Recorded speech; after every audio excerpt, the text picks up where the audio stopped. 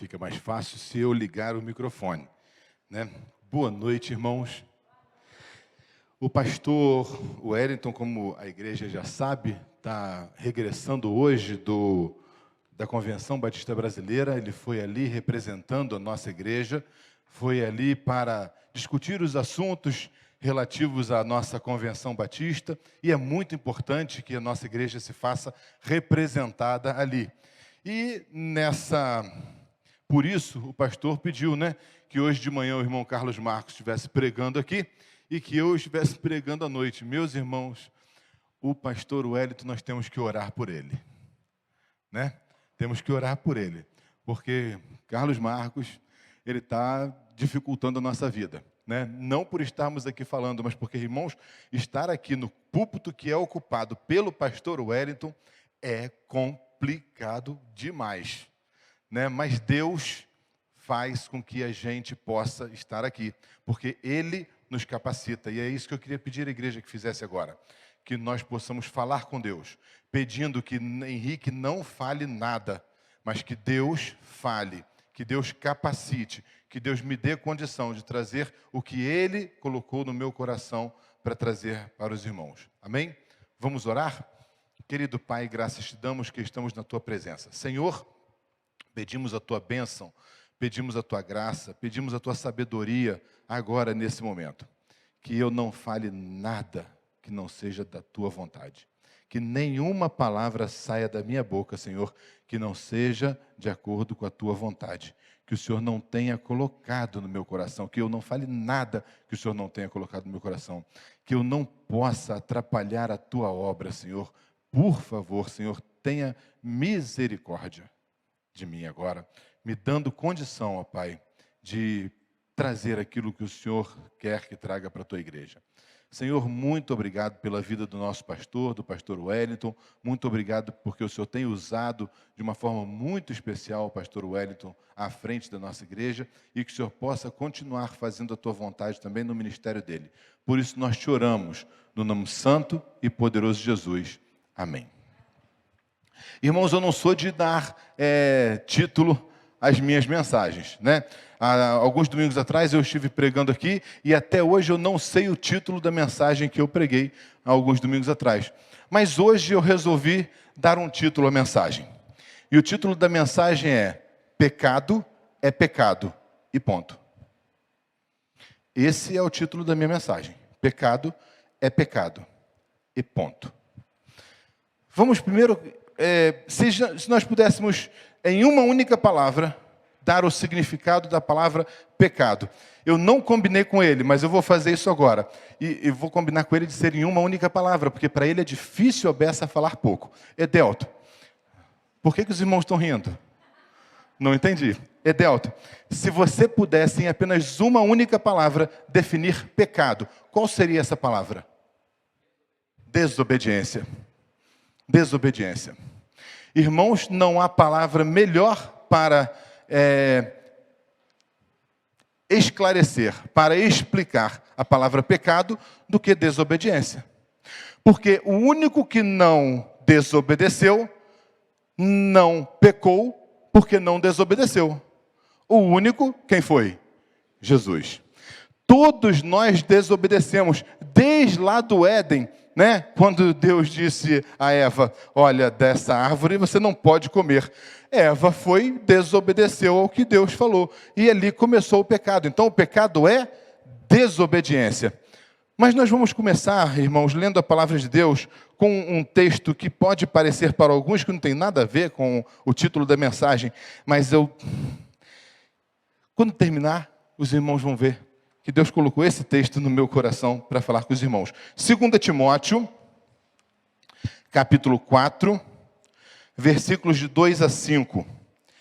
E diz assim, podemos ler? Prega a palavra, insta, quer seja oportuno, quer não, corrige, repreende, exorta com toda longanimidade e doutrina. Pois haverá tempo em que não suportarão a sã doutrina. Pelo contrário, cercar-se-ão de mestres segundo as suas próprias cobiças, como que sentindo coceira nos ouvidos, e se recusarão a dar ouvidos à verdade, entregando-se às fábulas. Tu, porém, sê sóbrio em todas as coisas, suporta as aflições, faze o trabalho de um evangelista, cumpre cabalmente o teu ministério. Meus irmãos, nos tempos atuais, nos dias de hoje, muitas pessoas estão relativizando o pecado. Muitas pessoas estão colocando que algumas coisas que biblicamente são pecados, não é bem assim. Alguns estão usando de forma, alguns estão usando de forma enganosa a palavra de Deus, retirando da palavra de Deus partes, textos isolados, sem contexto, ou mudando o sentido do texto. Muitos estão usando a palavra de Deus, pegando partes dela isoladas, e alguns usando, por exemplo, como lá nos evangelhos, né? Quando aquela mulher adúltera é pega lá, e levam até Jesus aquela mulher e dizem: Jesus, olha só, ela foi pega em adultério, nós devemos apedrejá-la. E aí ele diz: quem não tiver pecado, que atinja a primeira pedra. E aí Jesus diz: eu também não te condeno. E aí eles param por aí. Está vendo? Nem Jesus condenou aquela mulher. Está vendo? Nem Jesus falou para aquela mulher algo que fosse brigando com ela. Eles falam isso, né? Só que há um equívoco aí, meus irmãos. Primeiro, Jesus não condenou, porque Jesus não veio para condenar. Jesus veio para salvar. Segundo, tem que complementar o texto. Jesus disse: eu não te condeno, porque não é ele o juiz. Mas ele diz: vai e não peques mais. Jesus não fala em momento nenhum: vai e olha, o que você estava fazendo, assim, dá uma corrigidinha aqui, acerta um pouquinho o prumo ali. Ou não, talvez isso não seja tão assim, né? Se você fizer e pedir perdão, está tudo bem. Não, Jesus não diz isso. Jesus é assertivo em dizer: vá e não peques mais. Vá e não se mantenha no pecado. Eu sei, minha filha, que você é pecadora. Eu sei, Henrique, que você é pecador. Eu sei, Henrique, que você comete pecados. Mas, Henrique, eu não quero você vivendo no pecado. Porque pecado é pecado. E ponto. Jesus não quer que a gente viva em pecado. A palavra de Deus, ela não pode, meus irmãos, ser mudada. Irmãos, eu estava conversando com Suzana, dizendo que essa semana eu estava vendo uns vídeos. Alguns talvez dirão que esses vídeos foram tirados de contextos e tal. É mentira, porque eu vi vídeos completos. Não vou citar nomes porque eu não quero dar ibope para pessoas que não merecem ibope. Mas a pessoa dizendo que não, tem pecados que não são pecados, porque você tem que contextualizar a época em que aquilo era tido como pecado, porque as pessoas eram escravizadas e faziam certos atos com aquelas pessoas, que aí Paulo quis dizer que aquilo era pecado. Mas hoje em dia, nos dias atuais, isso não é mais pecado, porque não é mais naquele contexto. Meus irmãos, sabe o que esse camarada está fazendo? Ele está sendo usado pelo diabo para relativizar o pecado. Ele está sendo usado pelo inimigo para relativizar o pecado, meus irmãos. Meus irmãos, a palavra de Deus, ela não pode ser mudada. A palavra de Deus, se a gente pegar aqui um pouquinho antes, em 2 Timóteo 4 mesmo, não é 2 Timóteo 4, eu me perdi. Mas diz que a palavra de Deus, ela é boa para nos exortar, para nos instruir, não é isso que diz?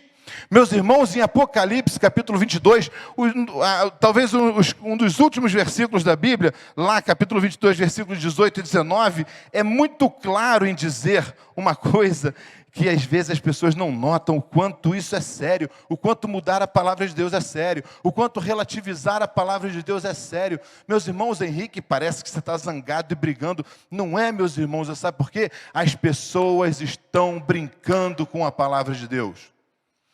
A palavra de Deus diz assim: a todo aquele que ouve as palavras da profecia deste livro, testifico, se alguém lhes fizer qualquer acréscimo, Deus lhe acrescentará os flagelos escritos nesse livro. E se alguém tirar qualquer coisa das palavras do livro da profecia, Deus tirará a sua parte da árvore da vida, das ciências, da cidade santa e das coisas que se acham escritas neste livro.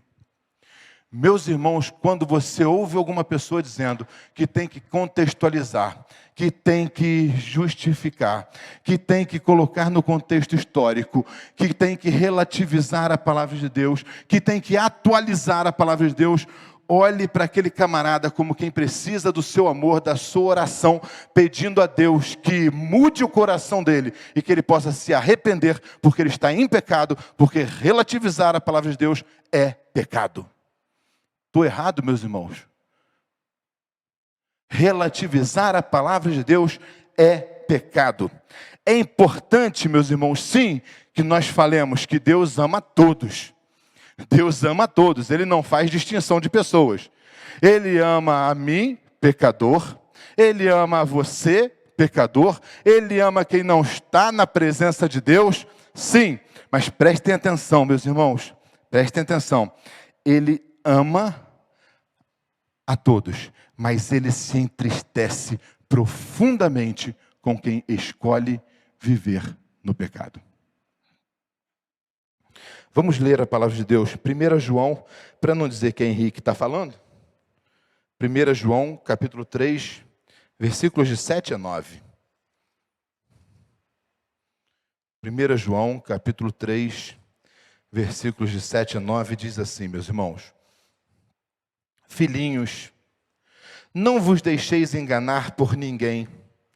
Aquele que pratica a justiça é justo, assim como ele é justo. Aquele que pratica o pecado procede do diabo, porque o diabo vive pecando desde o princípio. Para isto se manifestou o Filho de Deus, para destruir as obras do diabo.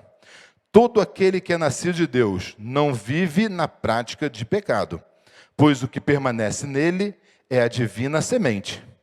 Esse não pode viver pecando. Olha, vou repetir. Esse não pode viver pecando, porque é nascido de Deus. Meus irmãos, vamos lá repetir? Este não pode viver pecando, porque é nascido de Deus. João, capítulo 3, versículo 36, diz assim: Por isso, quem crê no Filho tem a vida eterna.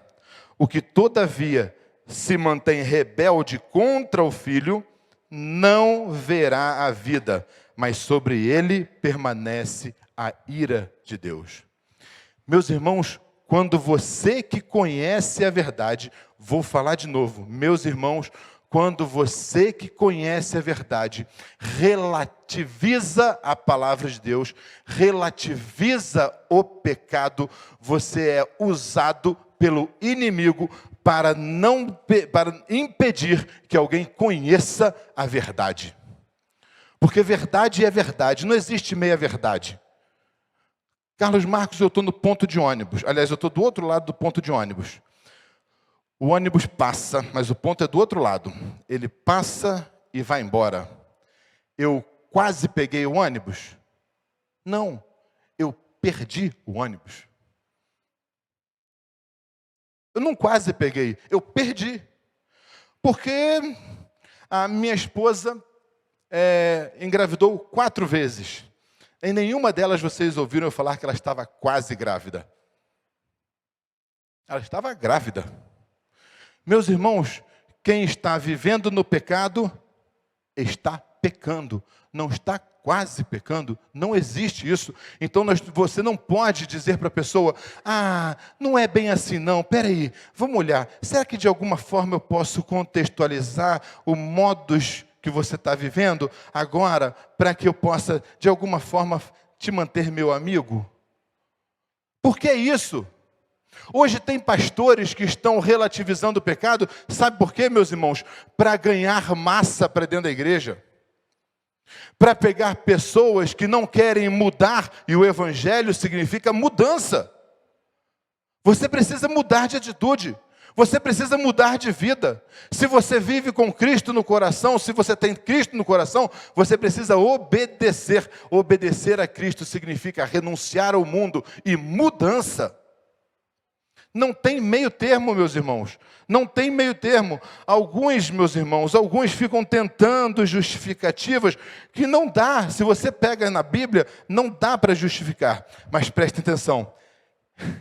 Tem muitos pastores que são, na realidade, falsos profetas. Meus irmãos, desculpem se não está sendo simpático. Mas também com essa cara minha não dá para ser muito simpático, né? Mas desculpem, sabe por quê? Porque pesou no meu coração essa semana. Pesou no meu coração essa semana a vontade colocada por Deus de falar isso, que nós estamos vivendo tempos difíceis, porque está todo mundo dizendo da normalidade do pecado. Todo mundo dizendo, eu preciso ser politicamente correto. Meus irmãos, eu não quero ser politicamente correto. Eu quero usar o que é correto diante de Deus. Como que eu podia falar isso? Cristamente correto? Sei lá. Mas eu quero viver isso. Eu quero viver a verdade, a correção, a bênção de viver segundo o Evangelho de Cristo. Eu não quero viver segundo o mundo. Vamos abrir nossa Bíblia? Mateus capítulo 7. Nós vamos ver alguns textos agora que a Bíblia ensina para a gente, né? Que vem gente para pregar mentira para a gente. Vamos lá, Mateus. Mateus capítulo 7. Versículo 15, diz assim a palavra de Deus: acautelai-vos dos falsos profetas, que se vos apresentam disfarçados de ovelhas, mas por dentro são lobos roubadores ou devoradores. Mateus ainda, 24, de 11 e 12. Irmãos, se vocês procurarem na Bíblia texto que fala sobre falsos profetas, vocês vão encontrar no Novo Testamento inteiro, mas não só no Novo Testamento, não está. A palavra de Deus já desde o Antigo Testamento, lá em Deuteronômio, já falava de falsos profetas. Vamos lá, 24, 11 e 12. Faltou só eu virar aqui uma página. Levantar-se-ão muitos falsos profetas e enganarão a muitos, e por se multiplicar a iniquidade, e o amor se esfriará a quase todos. Meus irmãos, o amor tem se esfriado. Nós temos visto pessoas com vergonha de pregar o verdadeiro evangelho. Nós temos visto pessoas relativizando a palavra de Deus porque estão sendo enganados por falsos profetas, homens midiáticos, homens que estão... E quando nós falamos de falsos profetas, meus irmãos, também inclui aqueles que usam a palavra de Deus ou que usam o evangelho para ganhar dinheiro, para se enriquecer, né? Vendendo a teologia da prosperidade. Mas nós estamos falando também daqueles que, travestidos de ovelhas, ficam lá falando baixinho do amor, que tudo é amor. Tudo é amor, toda forma de amor é livre. São falsos profetas que estão pregando um falso evangelho, fazendo um grande desserviço para a obra verdadeira de Deus, quando nós precisamos falar que nós devemos nos arrepender. Arrependei-vos, pois, irmãos. Nós devemos nos arrepender, e o arrependimento traz mudança. Se não há mudança, não há arrependimento, meus irmãos.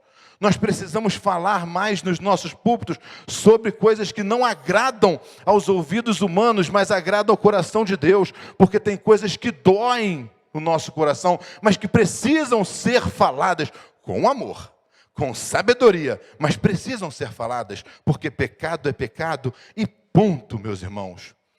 Meus irmãos, estou quase me perdendo aqui, mas não vou me perder não. 2 Pedro, capítulo 2, versículos 1 a 3. 2 Pedro, capítulo 2, versículos de 1 a 3, diz assim: assim como no meio do povo surgiram falsos profetas, assim também haverá entre vós falsos mestres. Olha o que o texto diz agora. Que os quais introduzirão dissimuladamente. Ele não está dizendo que vai jogar em cima. Não, dissimuladamente, disfarçadamente. Esses camaradas vão se travestir de ovelhas, vão colocar lá belos ternos, vão ficar falando baixinho, manso, cheios de sabedoria, usando várias citações de filósofos, usando várias citações de pensadores, falando palavras bonitas e rebuscadas, trazendo as pessoas a ficarem mais sentimentais.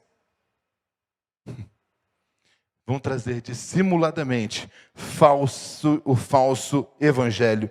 Meus irmãos, vão trazer dissimuladamente heresias destruidoras, até o ponto de renegarem o soberano Senhor que os resgatou, trazendo sobre si mesmos repentina destruição, e muitos seguirão as suas práticas libertinas.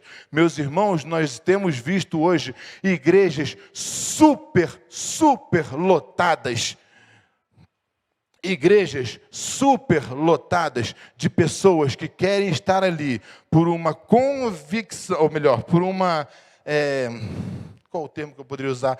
Por quererem sentir que estão seguindo algo, mas na realidade não querendo uma mudança verdadeira.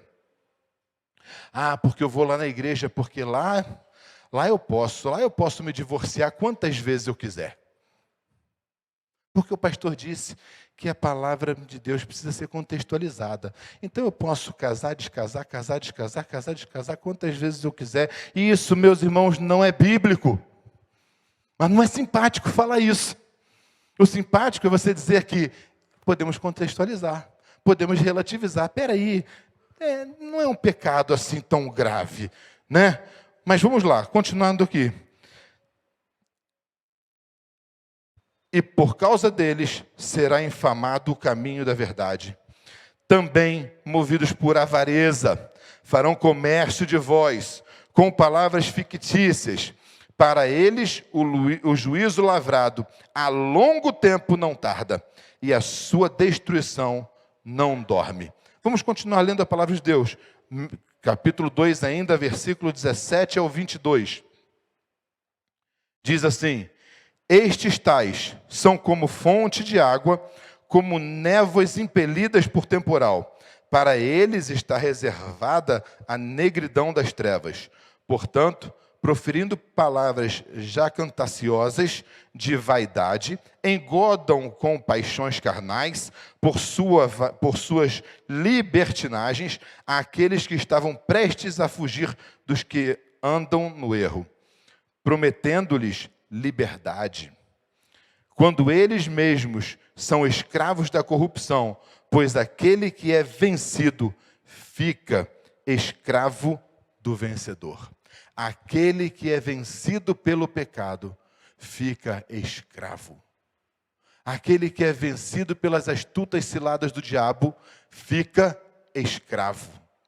Meus irmãos, não é Henrique que está falando, é a Bíblia que está falando para os irmãos. Irmãos, nós não devemos dar ouvidos aos falsos ensinadores, para não nos tornarmos cúmplices das suas obras mais. Meus irmãos, prestem atenção, vamos abrir as nossas Bíblias. 2 João, capítulo 1, versículos 9 a 11. Olha que coisa, quando a gente dá ouvido a quem está falando alguma coisa errada, quando a gente participa de conversas que estão colocando coisas erradas, quando o ficar quieto já está errado. Parece que você está concordando. 2 João, capítulo 1, versículos 9 a 11. Diz assim a palavra de Deus: porque muitos enganadores têm saído mundo afora, os quais não confessam Jesus Cristo vindo em carne. Assim é o enganador e o anticristo. Acautelai-vos para não perderdes aquilo que temos realizado com esforço, mas para receberdes completo galardão. Todo aquele que ultrapassa a doutrina de Cristo e nela não permanece, não tem Deus. O que permanece na doutrina, esse tem tanto o Pai como o Filho.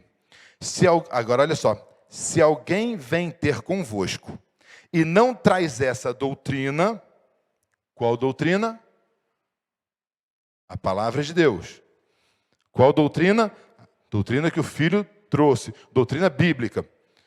Se alguém vem ter convosco e não traz essa doutrina, não o recebais em casa, nem lhes deis as boas-vindas, porquanto aquele que lhe dá boas-vindas faz-se cúmplice das suas obras mais.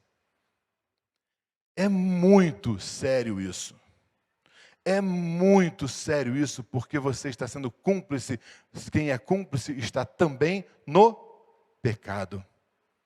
Está também desobedecendo a palavra de Deus. Meus irmãos, isto é muito sério. Essa semana, numa conversa com Edelto e Flávio lá em casa, Edelto leu com a gente, né, a palavra em Romanos capítulo 1, versículo 32. Meus irmãos, se você começa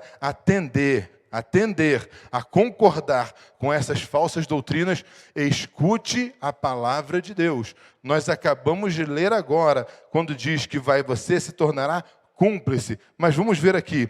Ora, conhecendo eles a sentença de Deus, de que são passíveis de morte, os que tais coisas praticam, não somente as fazem, mas também aprovam os que assim procedem. Meus irmãos, se eu conheço a palavra de Deus, se eu sei que o pecado traz a morte, e eu pratico estas coisas, mas mesmo que eu não pratique, se eu faço meias palavras e concordo, e meus irmãos, eu sou cúmplice, meus irmãos, eu estou aprovando o pecado. Eu estou aprovando o pecado, eu estou aprovando a desobediência a Deus. Nós precisamos definir em que lado nós estamos. Ou eu sou treva, ou eu sou luz. Ou eu sou de Cristo, ou eu estou perdido. Não dá para ser morno, porque morno vai ser vomitado. Eu preciso saber de que lado eu estou. Eu preciso me posicionar. Eu preciso me posicionar. Eu não quero estar em cima do muro, meus irmãos. Eu preciso dizer, isto não é de Deus, isto não provém de Deus. Mas vamos lá, como eu falei com vocês, a Bíblia inteira fala sobre esses falsos profetas. Henrique, mas você veio falar de falso profeta ou de pecado? Eu vim falar de pecado, mas só que eu preciso dizer que, infelizmente, o evangelho hoje está sendo distorcido e estão transformando o pecado em... talvez algo que a gente, uma simples oração vai resolver, porque pela graça nós somos salvos, e graça é porque é bênção imerecida. Então, se é imerecida, basta eu pedir perdão. Não, mas isso é super graça, não existe isso na Bíblia. A Bíblia diz, sim, que nós somos salvos pela graça, essa graça, favor imerecido, pela morte do nosso Cristo lá na cruz. Mas a Bíblia em momento nenhum diz, eu também não te condeno, Vá, que eu vou te perdoar quantas vezes você quiser. A Bíblia diz, eu também não te condeno. Vai, não peques mais. A Bíblia diz arrependei-vos, pois. A Bíblia diz que precisa haver mudança. Então, meus irmãos, não tem essa. Pecado é pecado. Mas em Deuteronômio, capítulo 13, versículos de 1 a 3 diz: quando o profeta ou o sonhador se levantar no meio de ti e te anunciar um sinal ou prodígio, e suceder tal sinal ou prodígio de que te houver falado, e disser, vamos após outros deuses que não conheceste e servamo-los, não ouvirás as palavras desse profeta ou sonhador, porquanto o Senhor vosso Deus vos prova para saber se o amais, se você o ama, né, de todo o coração. Diz, não sigam o falso profeta. Não sigam. Meus irmãos, isto é muito sério, porque a gente complementa Deuteronômios com 2 Coríntios 11, 14. Eu vou dizer para os irmãos que eu não vou usar tantos textos quanto o Edelto usou naquele domingo que nós todos saímos mortos daqui, não. Mas, irmãos, olha só, que bênção. Eu falei com ele depois, eu falei, Edelto, que bênção aquela mensagem, sabe por quê? Porque aquilo é a Bíblia, é a palavra de Deus, é a gente lendo a Bíblia. É a palavra de Deus que tem que ser exposta, meus irmãos. Não é historinha em púlpito, não. Aqui a gente tem que usar, e olha, como eu agradeço a Deus, porque historicamente a nossa igreja valoriza e muito a palavra de Deus. Tem igrejas que o púlpito leva 15 minutos, 10 minutos, quando muito. Porque nós precisamos falar 3 horas de louvor e 15 minutos de palavra, porque senão o povo sai cansado. Aqui a gente faz o louvor no tempo que Deus quer que a gente faça, mas a palavra de Deus é exposta durante também um tempo maravilhoso. E por isso hoje eu tenho com os irmãos até 10h30 da noite para falar. Então fiquem tranquilos. 2 Coríntios 11, 14 diz assim. Vou voltar um pouquinho. 13, né? Porque os tais falsos apóstolos, obreiros fraudulentos, transformando-se em apóstolos de Cristo. E não é de admirar, porque o próprio Satanás se transforma em anjo de luz. Não é muito, pois, que os seus próprios ministros se transformem em ministros de justiça, e o fim deles será conforme as suas obras. Meus irmãos, a palavra de Deus está dizendo para a gente que pessoas vão se levantar, pessoas falarão de coisas que, como sinais e prodígios, que às vezes essas coisas podem até acontecer. Meus irmãos, alguns podem chegar para vocês até, para vocês não, né? Podem chegar para outras pessoas e dizer assim, porque olha, eu psicografei a sua bisavó e ela falou que te ama. Esse camarada não psicografou foi nada, esse camarada ouviu foi a voz do diabo falando com ele, sabe por quê? Porque o diabo, ele fala as coisas às pessoas para enganá-las, porque ele é enganador. Pesado, mas não é bíblico. Não sou eu, é a Bíblia. É a Bíblia. Meus irmãos, o próprio Satanás se transforma em anjo de luz para enganar as pessoas, porque ele quer se mostrar bonitinho. Mas está enganando as pessoas. Meus irmãos, nós precisamos nos apegar ao que a palavra de Deus fala. Meus irmãos, nós precisamos estudar a palavra de Deus. Meus irmãos, nós precisamos parar de conversas tolas, de coisas que não interessam, para conversarmos mais sobre a palavra de Deus, para estudarmos a palavra de Deus, porque se nós estudarmos a palavra de Deus, nós não vamos cair nas astutas ciladas do diabo. O problema é que hoje nós não queremos estudar a palavra de Deus, porque em algumas vezes somos crentes preguiçosos. Passamos o dia, eu falei isso já domingo retrasado ou outro, sei lá, mas passamos o dia passando o dedo no celular, mas temos preguiça de ler a palavra de Deus. Passamos o dia lendo livros seculares, mas temos preguiça de ler a palavra de Deus. O que você conhece mais? Da novela, existe novela ainda? Da novela que está passando, em qualquer que seja o horário, ou o que está escrito na palavra de Deus? Se eu for conversar com você hoje sobre futebol, o que você vai saber me informar mais? Sobre as contratações do seu time de coração ou sobre a palavra de Deus?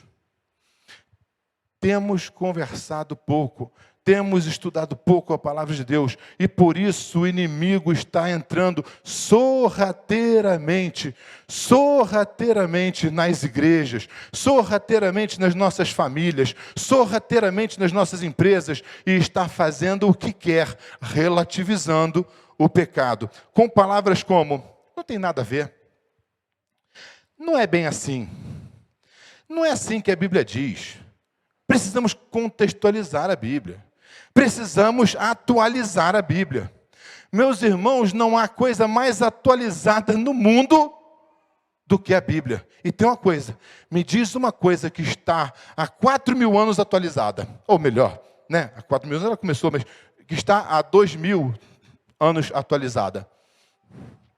O que foi falado há 2.000 anos atrás, serviu para as pessoas há 1.000 anos atrás, há 500 anos atrás, há 100 anos atrás, serviu para ensinar os meus avós, que ensinou a minha mãe e ao meu pai, que me ensinou e que me permitiu ensinar os meus filhos. E se Deus quiser, quando tiver netos, meus filhos ensinarão a eles. A ciência não consegue isso. O que era verdade para a ciência há 5 anos atrás é completamente diferente da verdade da ciência agora. Sabe por quê? Porque não é verdade.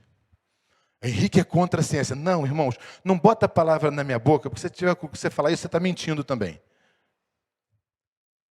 Só que eu digo para o irmão, é que só tem uma verdade, atualizadíssima. E essa verdade é Jesus Cristo. Essa verdade é a palavra de Deus. Não existe meio termo. Não existe meio ou não. Existe a palavra de Deus. Existe a verdade. A verdade. Porque não tem como fugir disso, meus irmãos. Meus irmãos, foi assim. Essa relativização foi assim desde lá do Éden. Vamos abrir Gênesis 3, de 1 a 6. Vocês conhecem bem o texto, né? Mas a serpente, mais sagaz que todos os animais selváticos, né? Que o Senhor Deus tinha feito, disse à mulher, é assim que Deus disse, não comerás de toda a árvore do jardim? Ele já chega dizendo para Eva o que Deus tinha falado. Ele chega perguntando a ela, não foi assim que Deus disse? Olha só, não comerás da árvore do jardim? Respondeu a mulher, do fruto das árvores do jardim nós podemos comer, mas do fruto da árvore que está no meio do jardim, disse Deus, dele não comereis, nem tocareis nele, para que não morrais. Olha só, Deus não disse não comereis só não. Você não pode comer, mas você não pode nem chegar perto, nem tocar. Em outras palavras, olha só, o pecado não é pecado não, é não chegue perto dele. Se você acha que aquilo é errado, achou e já está errado, então não faz. Na dúvida, não ultrapasse. Se eu tenho dúvida, meus irmãos, esses dias uma pessoa me perguntou, Henrique, eu tenho dúvidas se beber é pecado ou não. Eu falei, você tem dúvida? Tenho, então é pecado. Se você já tem dúvida, é pecado. Eu não tenho dúvida que Mário Celso é o homem mais feio do mundo. E não dá para relativizar isso, não é, Leandro? Não dá para relativizar isso. Mas, meus irmãos, agora, se eu tiver dúvida se ele é o mais feio ou não, é porque existe a chance dele não ser o mais feio. Então, se existe a chance dele não ser o mais feio, opa, é porque ele não é. Então, se eu tenho certeza que uma coisa não é pecado, eu faço.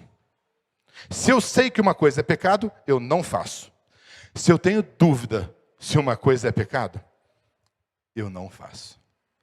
Porque se eu tenho dúvida, ou se o que eu vou fazer pode escandalizar alguém, mesmo que eu ache que aquilo não é pecado, mas se aquilo poderá escandalizar alguém, ou alguém pode achar que aquilo é pecado, meu irmão, é melhor que você não faça, para que você não seja usado pelo inimigo para afastar ninguém da casa de Deus, nem de Deus.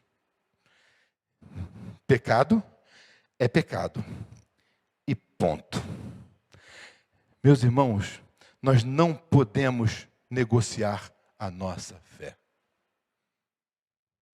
Meus irmãos, nós não podemos negociar a nossa fé. Ah, mas para eu ganhar as pessoas para Jesus, eu preciso ser mais brando. Não, meus irmãos. Primeiro, você não ganha ninguém para Jesus. Quem muda a pessoa, quem transforma a pessoa é o Espírito Santo de Deus. Você não tem poder para nada disso. Você pode ser, sim, usado por Deus para transformar a vida de alguém, mas você não vai transformar. E para ser usado por Deus, você tem que estar na palavra dele. Não pode fugir da palavra dele. Meus irmãos, não na segunda igreja. Preste atenção, senão depois vão falar pastor Wellington e ele vem depois brigar comigo. Não na segunda igreja. Tá? Mas, porque aqui a gente fala sobre isso. Mas, meus irmãos, em muitas igrejas não se fala mais nos púlpitos, nem nas igrejas, sobre pecado. Nas igrejas não se fala mais sobre divórcio. Nas igrejas não se fala mais sobre adultério. Nas igrejas não se fala mais sobre um monte de temas.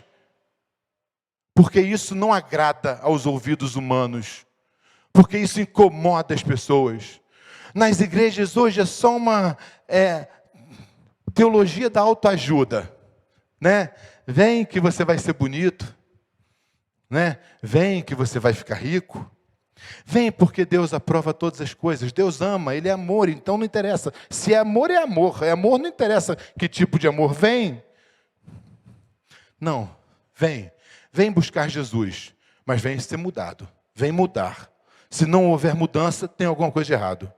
Meus irmãos, eu não estou falando de mudança como era antigamente, não, né?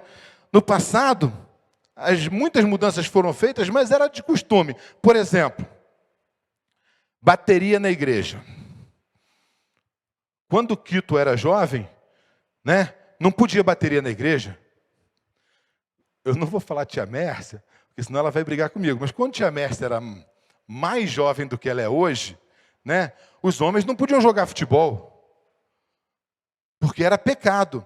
Mas isso não é disso que eu estou falando, meus irmãos. Isso é costume. Só que muitas pessoas estão usando isso para dizer, está vendo? A igreja precisava ser atualizada. E a igreja precisa continuar se atualizando e trazendo agora para dentro da igreja coisas que não eram aceitas, mas que têm que passar a ser aceitas. Não, mas uma coisa é costume, outra coisa é o que é bíblico. O que é bíblico não pode ser mudado.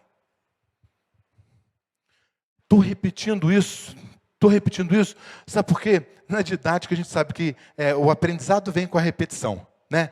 Então a gente fica lá enchendo a cabeça dos nossos alunos, né, repetindo a mesma coisa várias vezes para ver se o cara aprende. E a palavra de Deus diz também que nós aprendemos através do ouvir e ouvir a palavra de Deus. Então, meus irmãos, desculpem, mas os irmãos vão ouvir eu falar, pecado é pecado e ponto. Agora, você precisa saber, você está do lado do pecado ou não? Nós precisamos ter responsabilidade com o futuro da igreja. Porque se nós hoje começarmos a relativizar isso, relativizar aquilo, não tem nada a ver isso, não tem nada a ver aquilo, quando os meus netos estiverem aqui, isso aqui vai ser uma bagunça. Tem igrejas hoje que quase que viraram Sodoma e Gomorra. Você pode tudo aqui dentro. Não é isso que eu quero para os meus filhos, porque como o pastor Juraci falou aqui muito bem, num dos sermões pregados por ele aqui, ele diz assim, eu não quero povoar o inferno com os meus netos. Eu também não quero povoar o inferno com os meus filhos. E olha que eu tenho filha beça, mas eu quero que os meus filhos vejam Deus face a face, que os meus filhos possam conhecer a glória de Deus, para que eles possam transmitir isso para os meus netos, para os meus bisnetos, e que toda a minha descendência possa louvar o nome de Deus. E que toda a minha descendência, quando morrer, possa ver Deus face a face.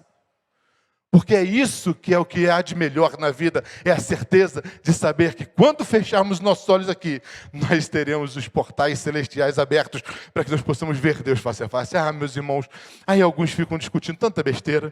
Ah, porque lá no céu eu vou encontrar com Suzana, e eu vou encontrar com os meus filhos, e vou olhar para Suzana e falar, minha filha, que coisa boa, você é minha esposa. Não, meus irmãos, porque lá no céu não interessa se Suzana foi minha esposa ou não, eu vou querer saber disso. Apesar de ser uma esposa extraordinária, maravilhosa, que eu amo, mas no céu eu não vou querer saber de Suzana, não. No céu eu vou querer saber de ver Deus face a face. Porque se no céu eu reconhecesse Suzana, eu ia reconhecer minha sogra também. que eu amo, né, Silvana?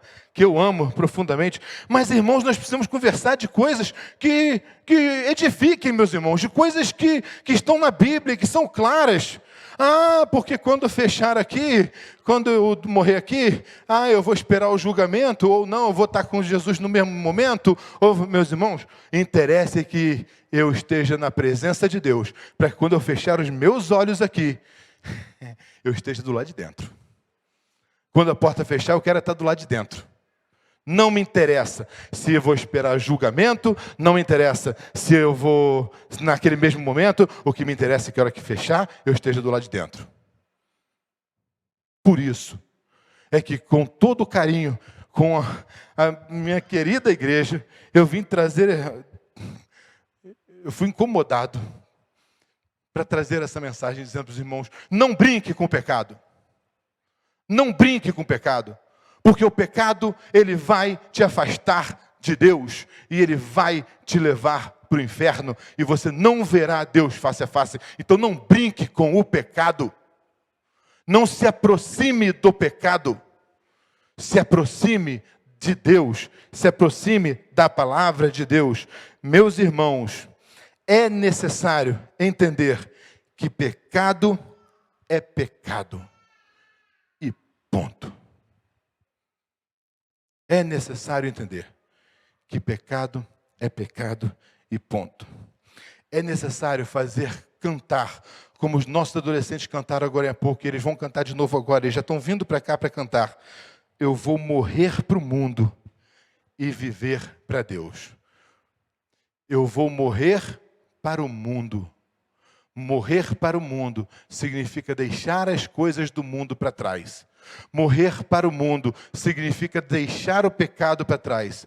Morrer para o mundo significa se afastar do pecado. Morrer para o mundo significa mudança na vida.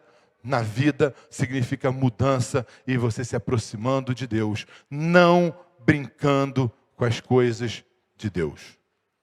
Não relativizando a palavra de Deus.